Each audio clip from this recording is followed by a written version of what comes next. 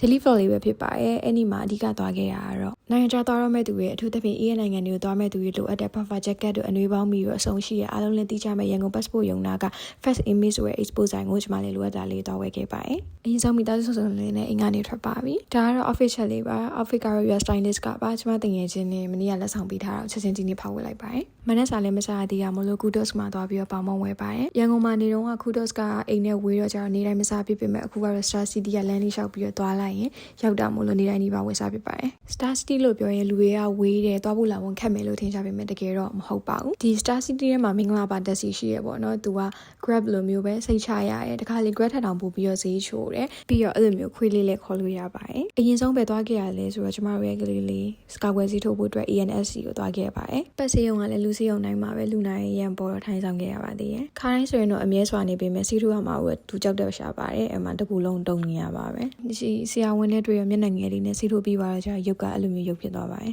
နောက်ဆုံးတော့ first image ကိုရောက်ပါပြီ weekend မဟုတ်တော့လူလေးနည်းနည်းရှင်တော့ကားပါကင်နဲ့ရလို့တော့ပါသေးတယ်သူက export ဆိုင်လေးထဲမှာပထမဆုံးဆိုင်ဖြစ်တော့ကြတော့နာမည်တော့ကြီးပါတယ်အရင်ဆုံးချီအိတ်တွေအများကြီးဝယ်ခဲ့ပါတယ်ပြီးတော့ကြတော့ဒီကလိုအမဲ့ buffer jacket တွေသွားရွေးရပေါ့နော် buffer jacket တွေကတော့သူ့ quality သူ့ဈေးနဲ့ပုံမူတည်ပြီးတော့အများကြီးရှိရပေါ့နော်2000ကျော်ကနေစပြီးတော့9000သိန်းအများကြီးရှိပါတယ်ပြီးတော့အေးစစ်စစ်ထည့်ပြီးတထည့်ကျမလိုမျိုးကိုစိတ်တိုင်းကြမချင်းဝစ်ကြည့်လို့လည်းရပါတယ်ပထမဆုံးတစ်ထည့်ဝစ်ကြည့်ရလာပဲမဲ့လူကြီးရဲ့ကြီးနေတဲ့ကြီးနေရဆိုတော့လည်းနောက်တစ်ထည့်ဆက်ပြီးတော့ဝစ်ကြည့်ပါတယ်နောက်တစ်ထည့်ကတော့မကြီးပဲလာပဲမဲ့လည်းအပေါ်ကခေါင်းစုမပါလို့မကြိုက်သေးဘူးဆိုပြီးတော့မယူသေးပါဘူးပြီးတော့ဒါလေးဝစ်ကြည့်အောင်ဆိုလို့လည်းထပ်ပြီးတော့ဝစ်ကြည့်ပါသေးတယ်ဒါမဲ့ကျမအဲ့ရောင်ကြီးတိတ်မကြိုက်လို့မယူရဲနဲ့နောက်တစ်ထည့်ရှာပါသေးတယ်အဲ့မှာတကယ်ယူပြသွားတဲ့အထည်ကိုကြတော့ဝစ်တော့ဝစ်ကြည့်လိုက်ပဲမဲ့ဝစ်ကြည့်ဟာကိုဗီဒီယိုမြင်လိုက်ရပါဘူးအဲ့မှာ buffer jacket တွေမဟုတ်ဘူးနော်ကျမနောက်ထပ်ဒီအပေါ်ကဟူဒီရိုးရိုးလေးတွေရောပြီးတော့ sweater လေးတွေလည်းဝယ်ခဲ့ပါတယ်အမဲအောင်ရပြီးပြီဆိုတော့အဖြူအောင်လေးလည်းလူချင်သေးရနဲ့အဖြူအောင်လေးကထပ်ပြီးရွေးပါသေးတယ်ထုံးစံတိုင်းပဲကိုနဲ့သေးနေမလားကြီးနေမလား